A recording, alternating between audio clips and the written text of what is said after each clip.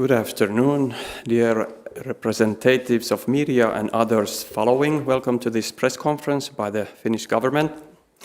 The topic of this press conference is the government's report on changes in the Finnish security environment following Russia's invasion of Ukraine.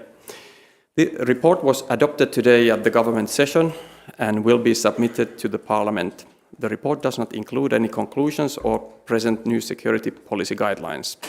In today's event, we have Minister for Foreign Affairs Pekka Haavisto, Minister of Defense Antti Kaikkonen, and Minister of the Interior Krista Mikkonen to tell us about the report and the process that follows. We have time roughly until 4:15 Finnish time, although especially Minister of Defense Antti Kaikkonen has some restrictions and has to leave latest at 4:00 Finnish time. This event will be streamed live on the government's YouTube channel and can be found there afterwards as well. The report has been published on the Ministry for Foreign Affairs homepage. After the minister's speeches, there will be time for some questions through the Zoom connection or from this room. As we have a large number of journalists present, we might not have time for all the questions, but we will do our best. But first we will hear the Minister for Foreign Affairs, Pekka Haavisto. Minister, the floor is yours. Thank you. Ladies and gentlemen, good afternoon. The government really has just adopted a government report on changes in the security environment, a white paper. The report has now also been published.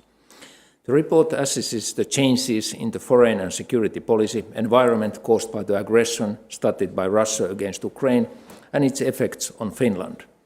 The report does not include any conclusions or present policy proposals on foreign and security policy. The report supplements earlier reports issued by the government, such as the Foreign and Security Policy Report and the Defence Report.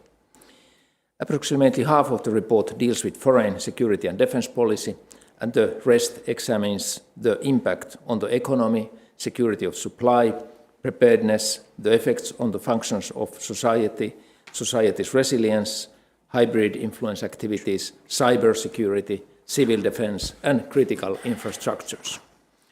The Ministry for Foreign Affairs was responsible for the coordination of the report. The Working Group on Foreign and Security Policy and Coordination Group prepared the report. The Foreign Security and Defence Policy section was discussed in meetings with the President of the Republic and the Ministerial Committee on Foreign and Security Policy. In addition, the Ministerial Working Group on Preparedness, the Ministerial Working Group on Internal Security and Strengthening the Rule of Law, and the Ministerial Working Group on the Digital Transformation, the Data Economy and Public Administration prepared other areas of the report. The report was prepared within an exceptionally tight time frame. Our security environment is also very exceptional at the moment. The war of aggression started by Russia against Ukraine will affect the security of Europe and Finland, both in the short and long term. We have described the impact in the report. The war started by Russia jeopardizes the security and stability of the whole of Europe. Russia's act of aggression is a blatant violation of international law, the Charter of the United Nations, and the principles of the OSCE. Through its actions, Russia has breached the European rules-based security order and has shown that it does not respect the sovereignty and territorial integrity of its neighbours. Indeed, it's ready to engage in a large-scale war to advance its political objectives and to ensure its military sphere of influence. The Russian invasion of Ukraine has long-term effects on our security environment. The security situation in Europe and in Finland is now more serious and more difficult to predict than at any time since the Cold War. Moreover, the changes in the security situation is expected to be long-lasting.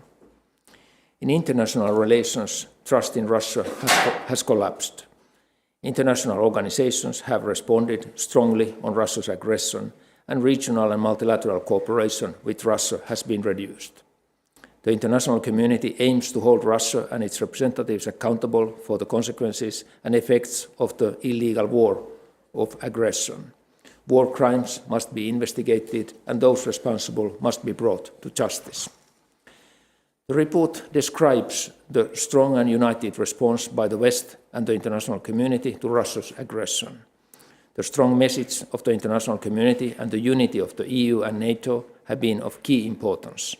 At the UN General Assembly of the United Nations, a resolution condemning Russia's aggression was supported by 141 member states. Swift decisions were made by the EU, such as economic sanctions, closing the airspace to Russian and Belarusian aircraft, and arms assistance to Ukraine. Such unity and responsiveness are important for Finland's security too. Russia's aggression has shown the confines of a policy of interdependence based on economic and other cooperation. However, it's Finland's interest to maintain functioning relations with Russia also in the future. Many European countries have reassessed or are in the process of reassessing their foreign and security policies. Sweden, for instance, is currently conducting a similar assessment process on the changes in the security environment. In preparing our report, we were in close cooperation with Sweden. Finland is very well equipped to defend its own security. Ever since Finland joined the European Union in 1995, our security policy has been based on being militarily non-aligned. Nevertheless, the changed security environment calls for reassessment of this security policy. With this in mind, the report assesses Finland's foreign, security and defence policy cooperation with various actors and the possibilities for closer cooperation.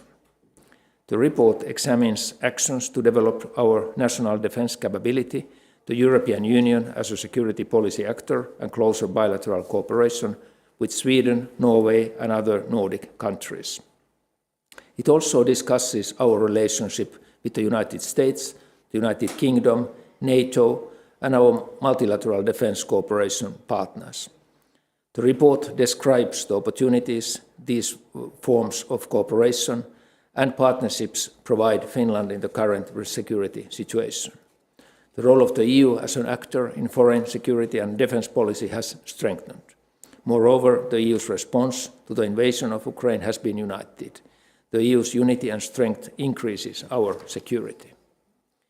Sweden is Finland's closest bilateral partner. Russia's invasion of Ukraine has further accentuated cooperation between Finland and Sweden and made it more intensified. Finland will continue to forge deeper foreign and security policy cooperation and defence cooperation with Sweden without predetermined restrictions. We will also develop trilateral cooperation between Finland, Sweden and the United States. In my view, it's important that Finland and Sweden should seek to make decisions in the same direction. However, Finland and Sweden make their foreign and security policy decisions independently. We will seek to further deepen cooperation with the United States. Russia's invasion of Ukraine has further strengthened the United States' commitment to NATO and security in Europe. Finland and the United States have introduced further measures to deepen their bilateral defence cooperation. Intensive cooperation with other key partners, such as the United Kingdom, France, Germany and the Nordic countries, will continue. Following Russia's invasion of Ukraine, Finland, together with Sweden, has further deepened cooperation with NATO. Finland considers it essential that NATO has consistently reaffirmed its open door policy. The Russian aggression has further strengthened NATO's role as a defence alliance. NATO is currently reviewing the strengthening of the collective defence.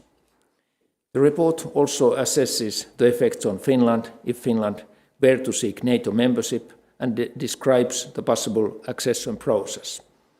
Finland's security and defence policy is built on safeguarding the nation's room for manoeuvre and on keeping different options open. We retain the option of joining a military alliance and applying for NATO membership. Decisions are always considered in real time. This is the work we are currently doing. Finland is well prepared for various security threats.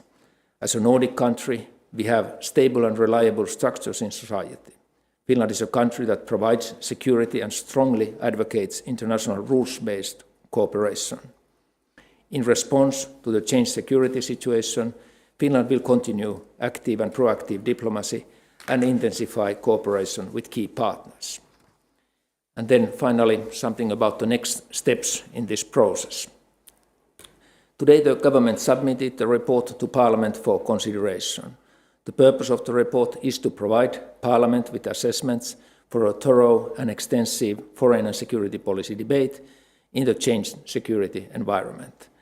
Parliament is expected to hold a referral debate on the report, after which the report will be discussed extensively in various committees. Parliament is expected to respond to the report by issuing a parliamentary communication. Then the issue would be referred back to the government and the President of the Republic for consideration. The next step in a possible accession process would be to produce another report or communication for Parliament. However, we should not get ahead of things, and it's best to let Parliament discuss this report in peace.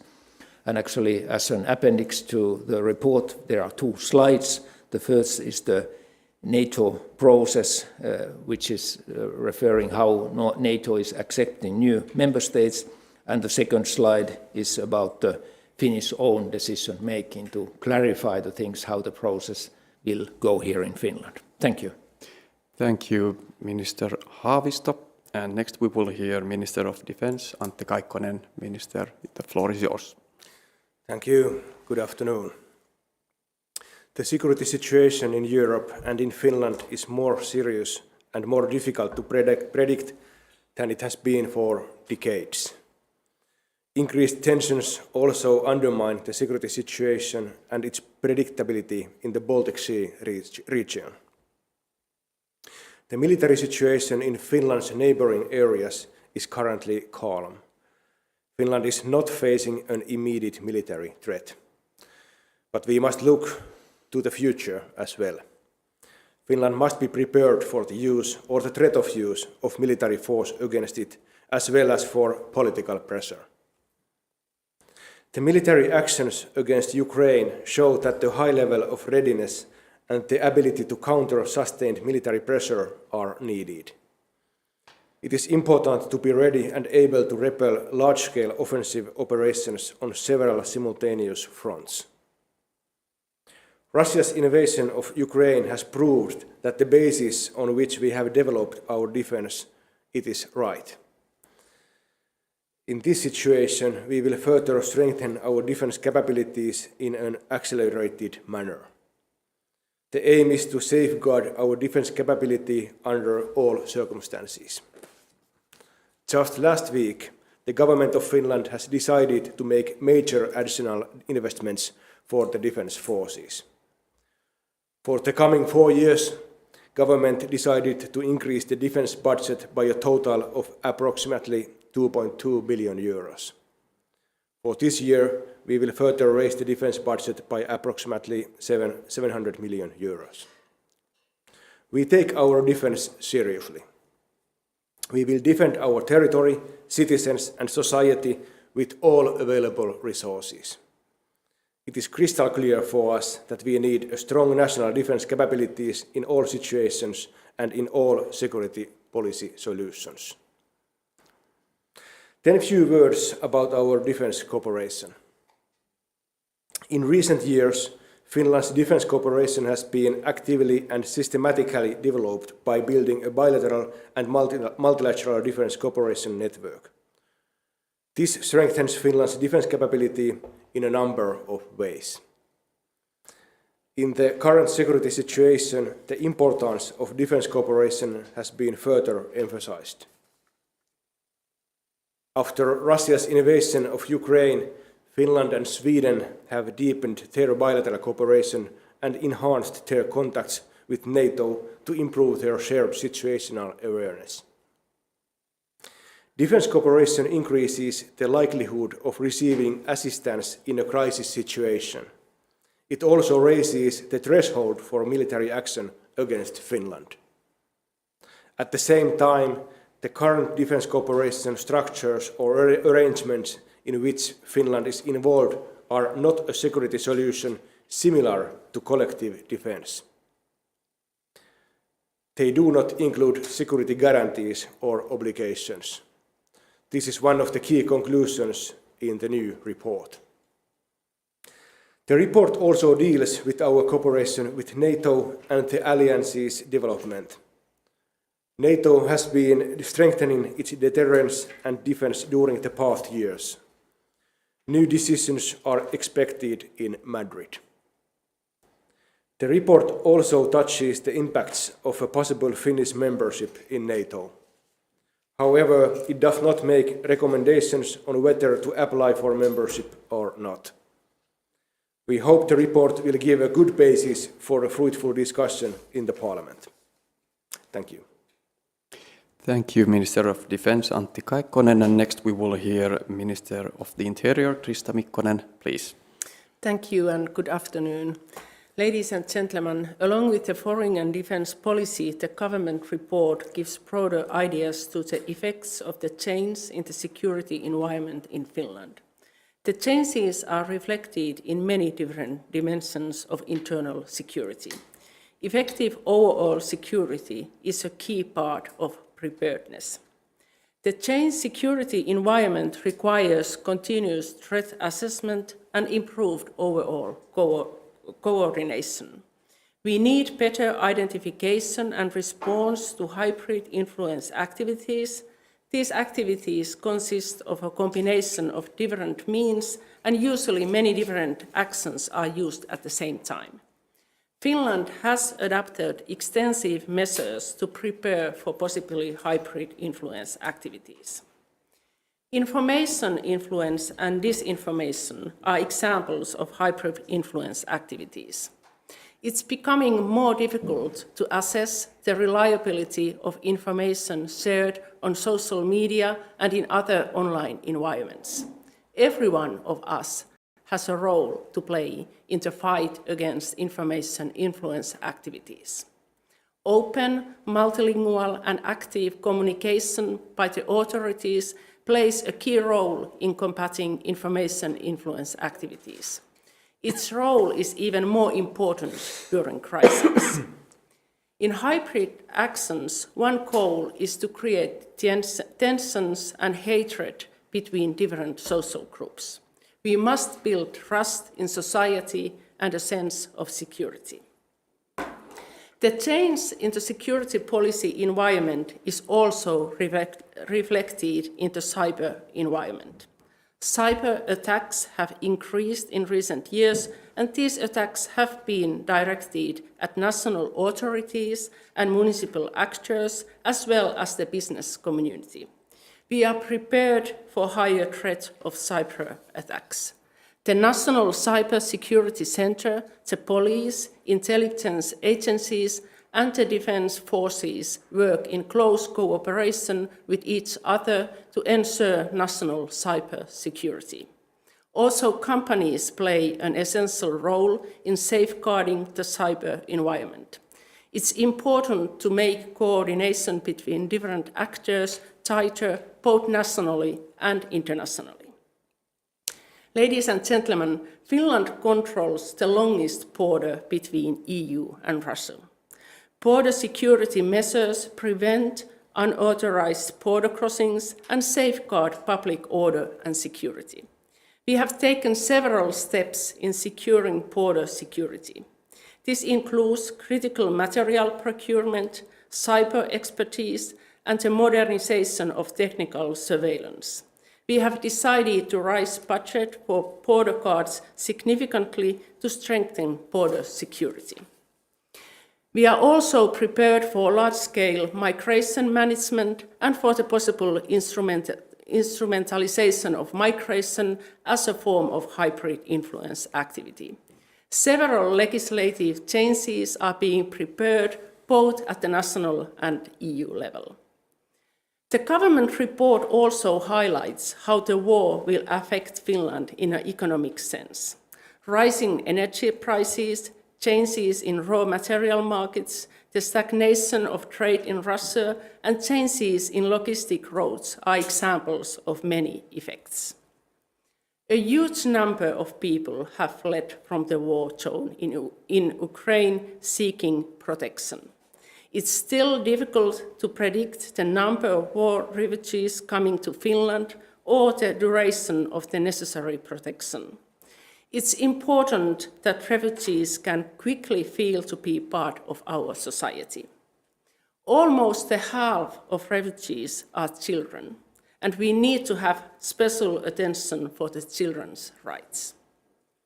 The war also may lead to the illicit trafficking of weapons, the criminal use and spread of organized crime. In the early stages of the crisis, the most acute concern is the risk of vulnerable women and children being exposed to human trafficking and other exploitation as a consequence of large-scale migration. The cooperation between national and international authorities has been strengthened to tackle these risks. Finally, I would like to emphasize psychological resilience to the crisis. It's clear that after the coronavirus pandemic, this new crisis will again affect people's well-being and sense of security. A secure daily life is a key factor in well-being, especially for children and young people. We must communicate in a manner that builds confidence between people and the authorities. The media also have a significant role to play in communicating reliable information and supporting people's crisis resilience. Even if the war makes people to feel unsafe and worried, it also raises a will to defend and strengthen the values of democracy. It's important that citizens have opportunities to discuss how this war affects their lives. We need also offer people opportunities and means how to strengthen peace and democracy in their local communities, nationally and internationally. Thank you. Thank you, Minister Mikkonen, ministers. And now it's time for Q&A.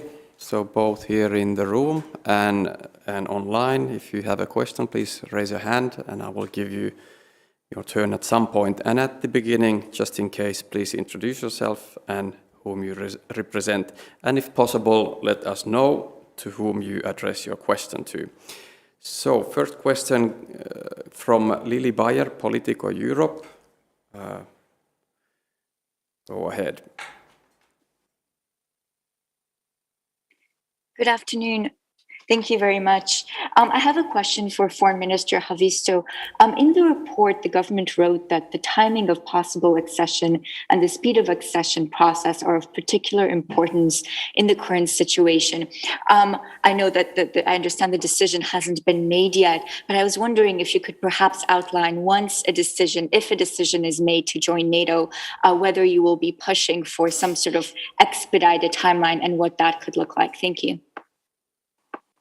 Well, thank you for the question. And really now when this white paper will be given to Parliament, it's up to the Parliament how much time it will take to process it and also hear all those experts that are needed. Of course, the Parliament has the possibility and the subcommittees have possibility to listen also experts in the safe space, so to say, that they could have more confidential information that is not published here openly and so forth. So we, of course, then when Parliament has been processing this, we are waiting their communication to the government, and that would then trigger the next white paper from the government side, if so needed, regarding the NATO membership.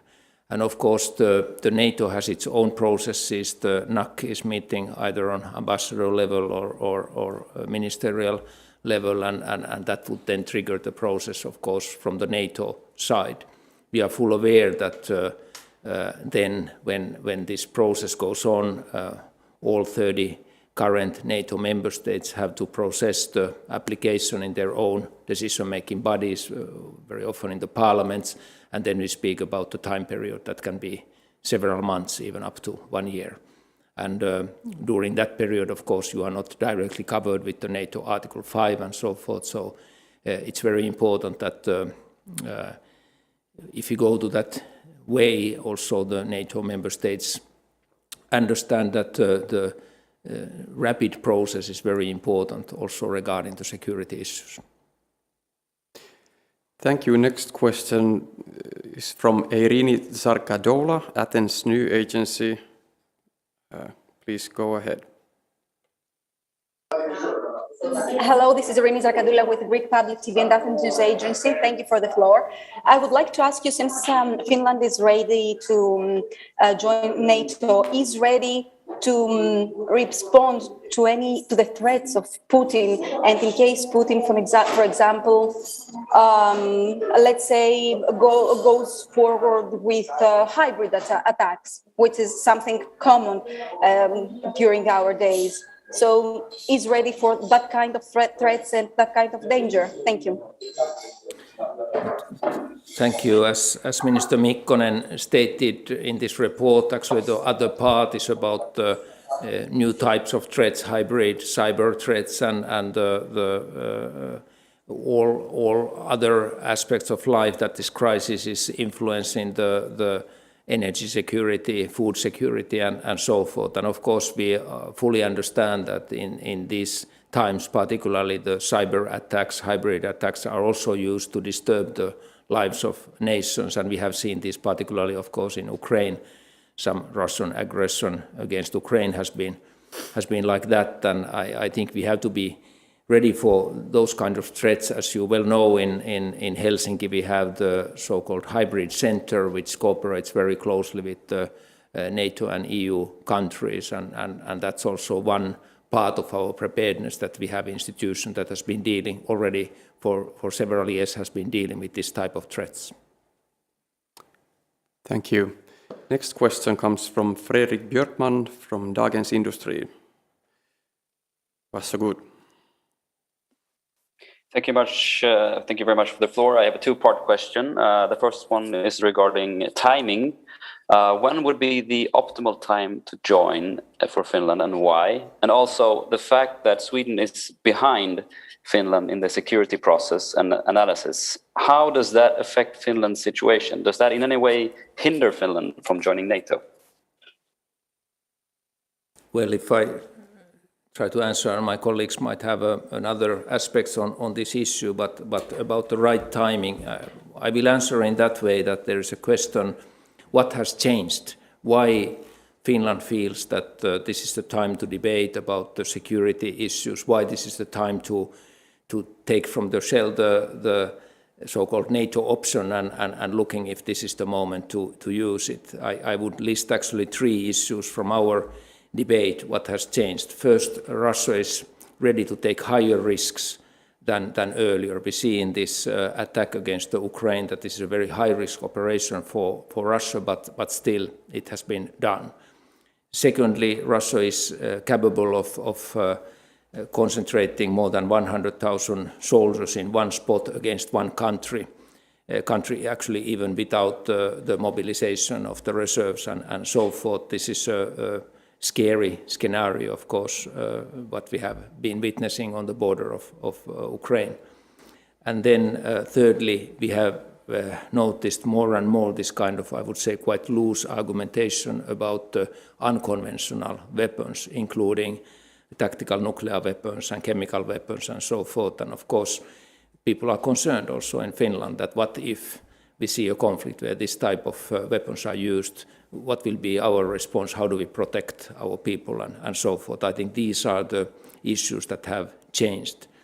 Then regarding the timetable with Sweden, I'm in a really close contact with my colleague, Foreign Minister Ann Linde, and we have been talking regularly, sometimes several times per week. And just Monday we had we have had our meetings, or last week we have had our meetings and discussed these issues. And of course, both countries are in a similar situation. In one way, we are discussing about the possible NATO membership. Both of our countries have anyhow a little bit different processes.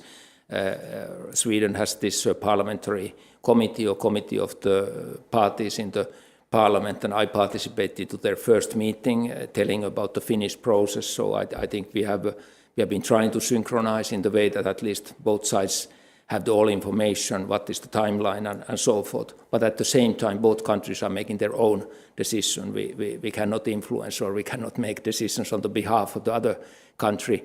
The optimal situation, of course, from the Finnish perspective is that Sweden could join or apply the membership of NATO at the same time as Finland is doing. But of course, there is also a possibility that we come to the different conclusions. But but we have so close ties with Sweden that I think among Finnish population it would have a very positive response if we could do these things together, and I assume that the debate in Sweden is similar. Minister Kaikkonen, please.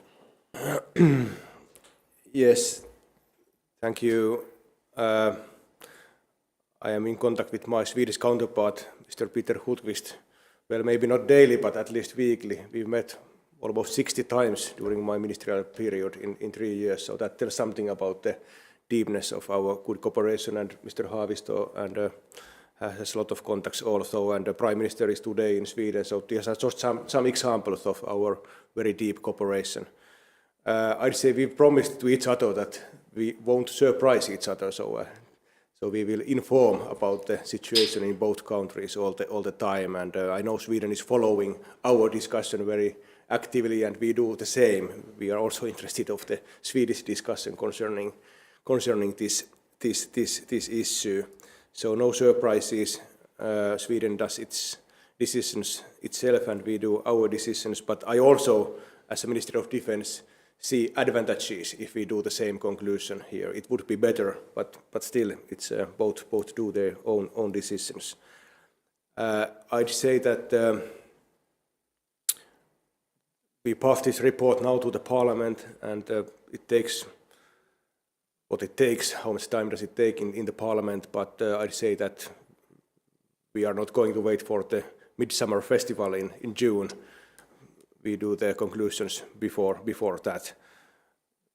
And well, Sweden makes its own schedule. I don't see that the decisions should be made exactly the same date. It's not necessary, but if Sweden could do the decisions and conclusions also before holidays, I'd see that would be useful and good. But still, it's Sveriges sak in Swedish. Thank you. Then next question comes from Henry Foy, Financial Times. Please go ahead. Thank you so much for the opportunity. Defence Minister Kaikkonen, both you this afternoon and the White Paper have made clear that there are no formal NATO security guarantees currently in place with Finland, including from the US. But NATO Secretary General Jens Stoltenberg said last week that NATO allies would, quote, find ways to address these security concerns. Can you talk about what discussions you've had and how might those NATO allies find those ways to address your concerns? Thank you. Unfortunately, not much.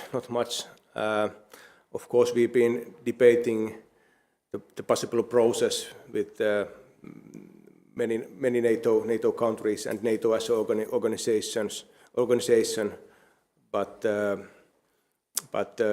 there's not much that I could open of those discussions. Maybe I could ask the Minister of Foreign Affairs, could you be more open than me? We have of course a full transparency in the foreign ministry on all issues, but seriously, we don't in the Ministry of Defense. Seriously speaking, first of all, in our contacts, my contacts with several NATO countries and my colleagues, foreign ministers, it's very clear that the NATO open door policy that is in the statutes of NATO is a very important principle for NATO as an organization and NATO member states. And NATO member states wouldn't like to come to the situation that this open door policy does not exist, that somebody prevents countries of applying NATO membership, that there are threats against countries that are applying, and I think this is very clear. Secondly, of course, it's very clear that the NATO Article 5 security guarantees will come only through the membership. But there is, of course, everybody understands that it will take some time. Some people say 4 to 12 months that all the 30 countries have then made their decision of the possible new NATO candidate, and there comes this kind of period where it's very important that NATO countries also understand the risk of that period and do what they can when in those circumstances. I have been also referring to the Article 42.7 and actually the increased EU cooperation on security regarding Ukraine, we have seen a huge mobilization of humanitarian aid, but also military equipment and military aid to Ukraine. Ukraine is not an EU country, but still EU has been very capable to mobilize very effectively help. And I think this also strengthens the Finnish position and the position of any EU country that would be attacked, that the EU has a very strong solidarity, which is not only words, but really also real action. Thank you. Next question from Richard Joswiak, Radio Free Europe. Please go ahead. Yes, it's a question for the defense minister, if I may, and say what benefits would NATO get from actually having Finland on board as a NATO member? Thank you.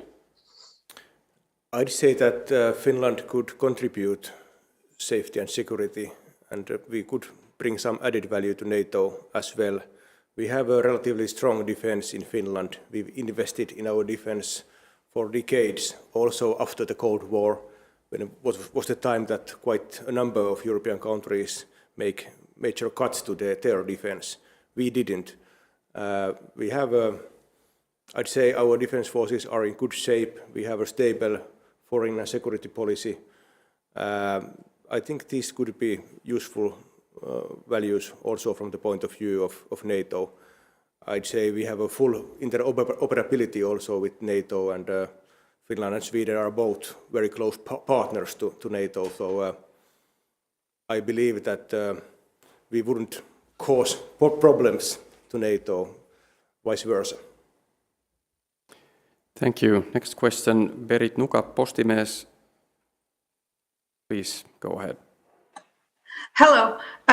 There were already yesterday certain reports in the media that Russia has been moving military equipment nearer to Finnish border, and one probably could expect this kind of provocations during the period there is a NATO debate going on in Finland, but especially during the period where you apply, for example, to become a member of NATO but ain't a member yet. How well is Finland prepared for those kind of provocations, and how far Russia could go, in your opinion, in those things? Well, those weapon systems which were in media yesterday have probably been in the region for a longer period already, and we don't know the exact date of what was it, when was it taped. So I'd say it was not so big news. In a longer run, most probably, well, Russia has already said that it will react somehow to possible membership of NATO of Finland. I'd say that most probably Russia would invest more on its military capabilities in this part of Europe, perhaps close to Finnish borders. And well, we don't know, but I'd say that would be one reaction of Russia, what we would see. Thank you. We have, for the moment, one more hand raised up. So if you have a question, do raise your hand. Okay, now we have two. Next question, Daniel Ingmu, Expressen. Please go ahead.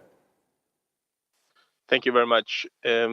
After listening to Sanna Marin and Magdalena Andersson today, you get the impression that Finland is further ahead than Sweden in the process of joining NATO.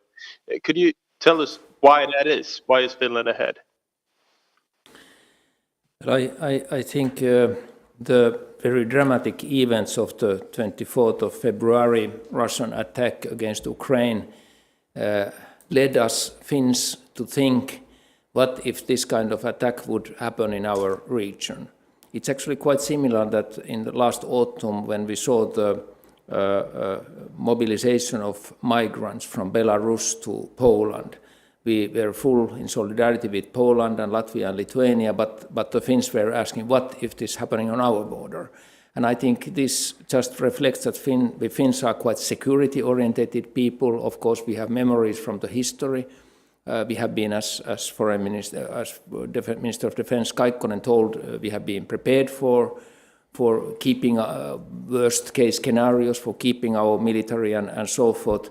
And in these circumstances, I think it was very clear that this debate among the public also triggered a lot of political debate among the parliamentarians, among the political parties.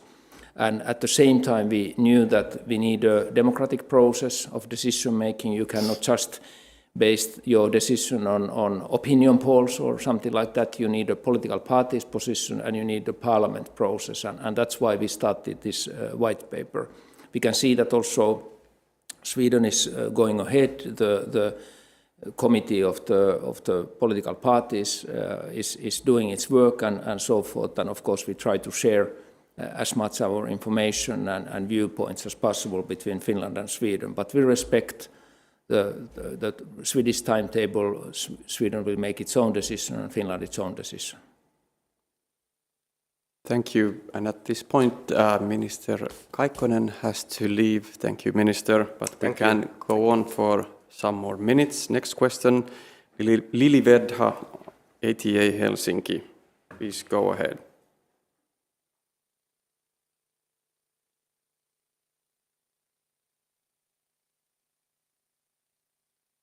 We cannot hear you. We can try again after the next question. Next question comes from Jennifer Hansler, CNN. Now you can hear me, I think. Oh, okay. We go back to Lili Vedha, ATA Helsinki. Just a second. Thank you very much. Lili Vedha, ATA Helsinki. In fact, I am the Albanian media in Finland, in Nordic countries. To Minister Haavisto, I would like just to ask, there are 30 countries in NATO, and Albania has been always pro for Finland to join NATO. But what about Hungary? Did you manage to get a positive support from Hungary? Thank you. No, thank you. And as a foreign minister, of course, I have been meeting several NATO countries. I have been talking to the Turkish minister Çavuşoğlu. I have been talking to Hungarian foreign minister Peter Szarto, and I have been talking to Western Balkans, Montenegro, North Macedonia, Albania, and so forth.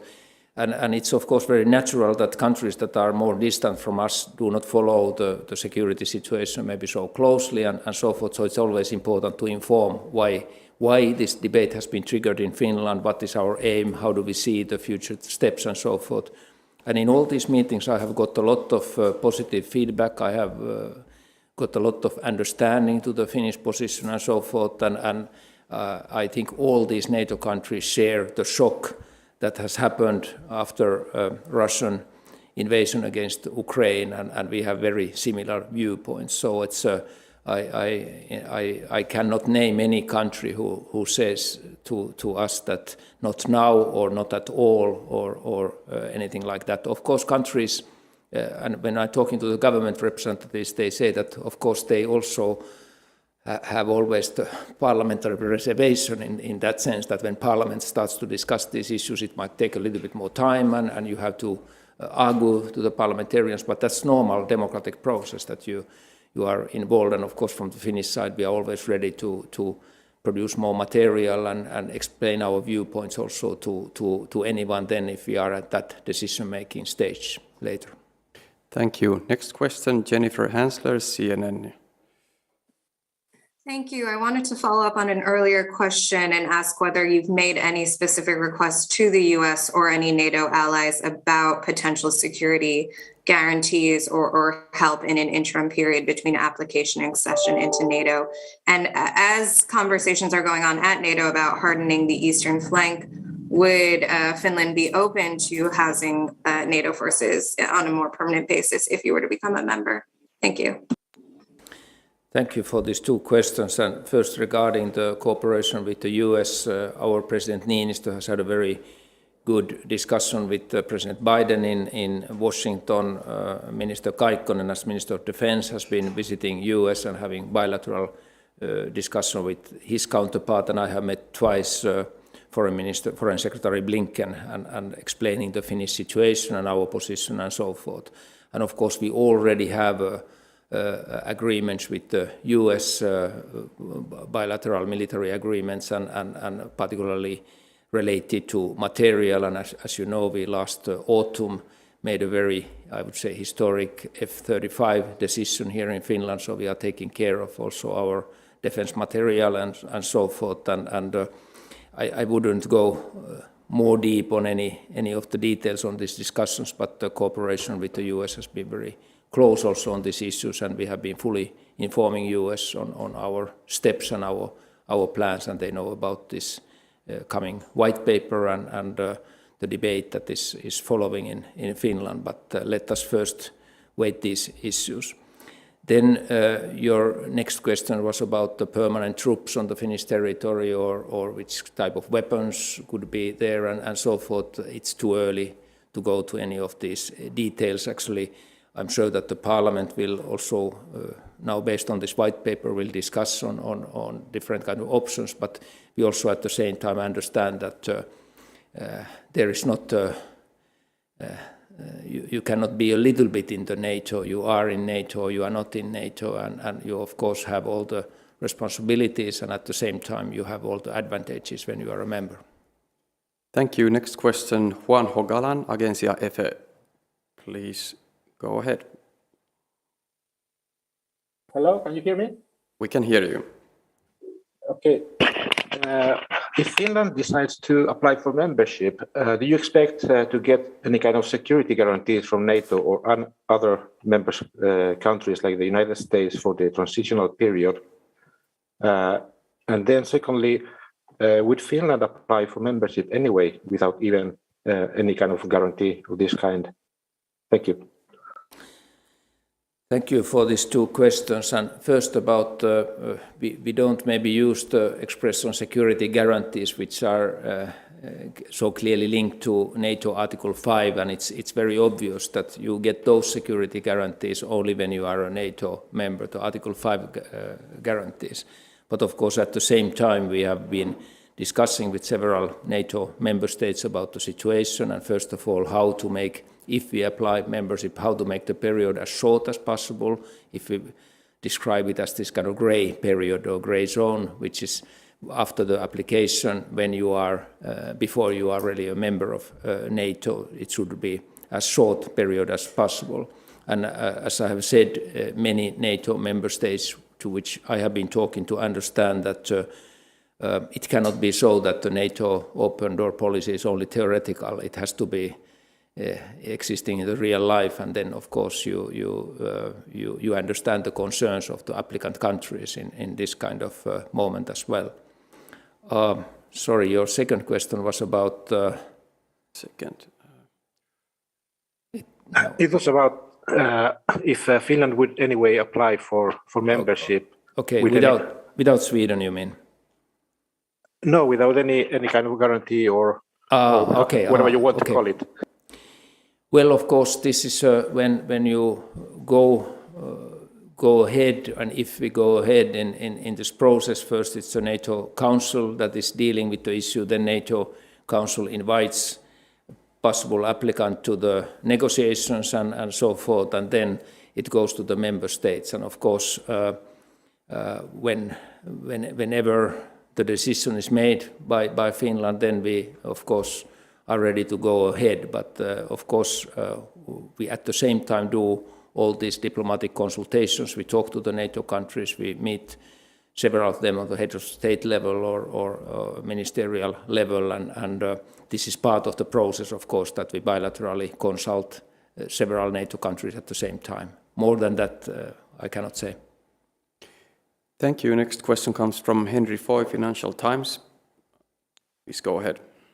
Hi, forgive me for asking a second question, thank you. I wanted to ask about the elephant in the room, or the bear in the room perhaps, which is Russia, of course. Have you had any interactions with Moscow in the last few weeks or months about this issue? Obviously, there's been some aggressive rhetoric from them, but could you give us any kind of an idea of what that relationship is like at the moment? I know in the white paper you say you want to keep good relations with them regardless.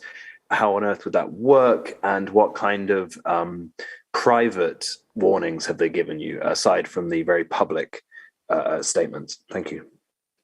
Well, first of all, it's important to notice that we have more than 1,300 kilometer common border with Russia, and the border is peaceful, like it has been all these years. Our authorities are in contact over the border authorities and so forth. So we have that cooperation that is necessary during these times. Actually, the COVID time made a lot of restrictions of traveling and so forth. We still issue visas for those who are in need of coming to Finland from Russia and so forth. So despite of the sanctions, which we follow, of course, very tightly, in a tight manner, we have this normal people-to-people cooperation ongoing. We have families that are on the both sides of the border and so forth. This is the normal relationship with Russia.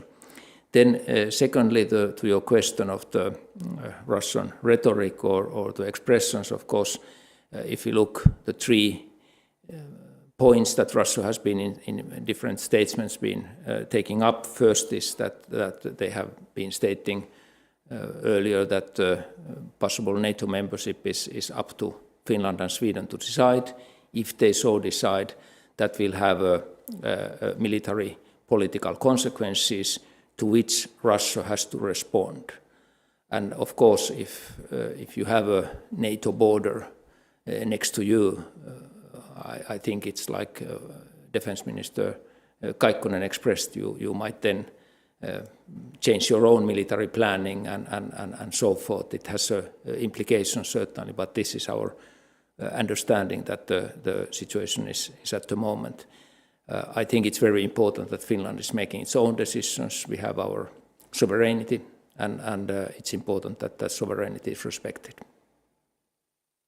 Thank you. I think we have reached our last question and the answer thereof, and it's time to close this press conference. I thank everybody for joining us, and you can find a recording of this event at the government homepage soon. Thank you very much. Thank you.